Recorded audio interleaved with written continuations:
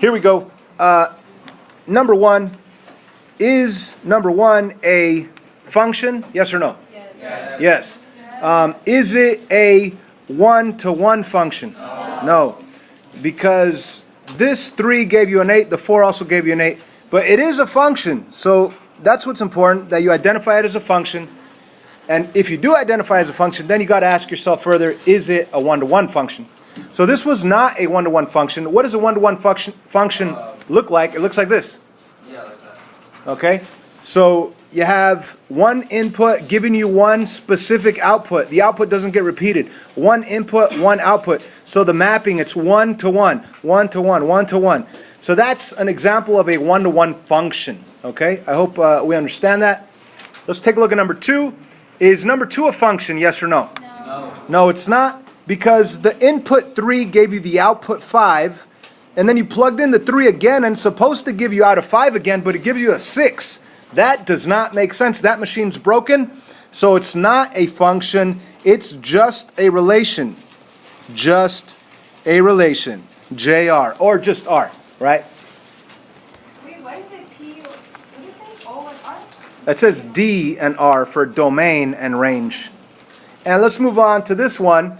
For these guys, it's a good idea to use a vertical line test first to determine if it's a function or not. So let me do that. Here's a vertical line. And let me take that vertical line. Let me run it from side to side. Does it pass the vertical line test? Yes. So this absolutely is a function. Now, step 2 is to take the vertical line that it already passed the vertical line test, and now let's test and see the horizontal. Does it pass the horizontal line test? No, it touches it at 2 points. So the idea here is it passes the vertical line test. That means it is a function, but in order for it to be a one-to-one, it has to pass this test also, and it obviously doesn't. It touches at 2 points on that horizontal line. It's kind of crooked, sorry. So it's just a function, not a one-to-one function. Okay, moving on. Let's look at number 4. Let's go for the vertical line test. Is this a function, yes or no? Yes. Yes. And is it a Yes. one-to-one? Yes, it is, because it passes the horizontal line test. So we're going to say function, and it's 1-to-1. Sas. Okay. Number 5. Is that a function? Vertical line test fails horribly, right?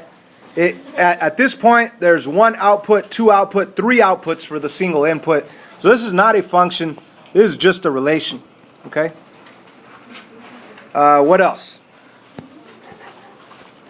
So this next part, let me delete this line here. This next part is find the range for the domain. Okay, well, this is a function. It's in function notation. What does range mean?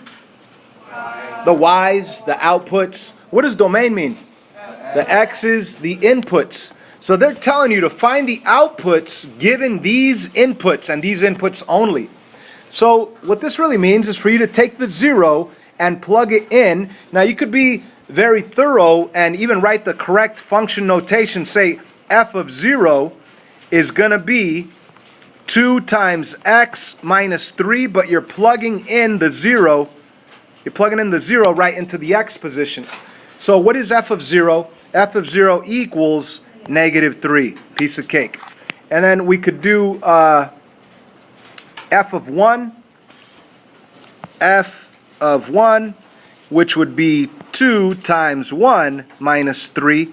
2 times 1 is 2, minus 3 is -1, correct? Yes. Okay, and we could also do f of 2, because they want us to also plug in 2, and that will be 2 times 2 minus 3, which is 4 minus 3, which equals 1. Okay, so how are we going to write the answer? Well, we have the domain written with these brackets. We're going to write the range also in those brackets. So let's do this. Let's put R, colon, and then the brackets.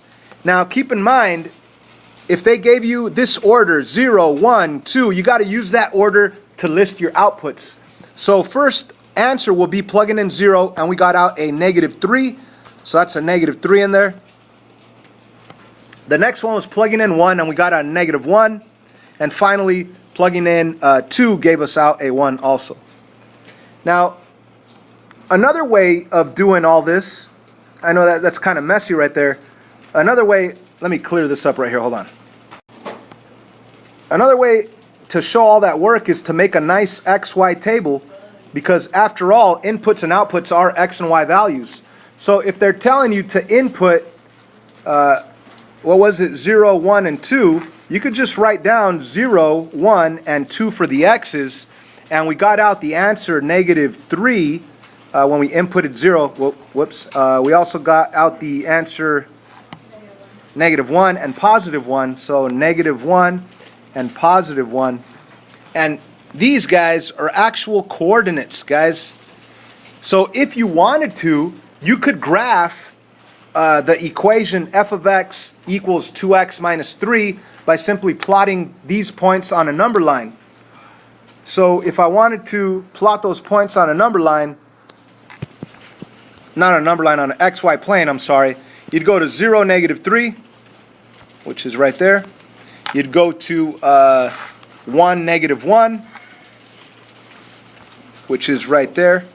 And you would also go to 2, +1. Whoops.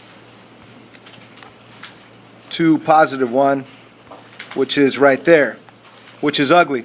But anyways, you could draw a line through it, and you could graph your entire function if you wanted to.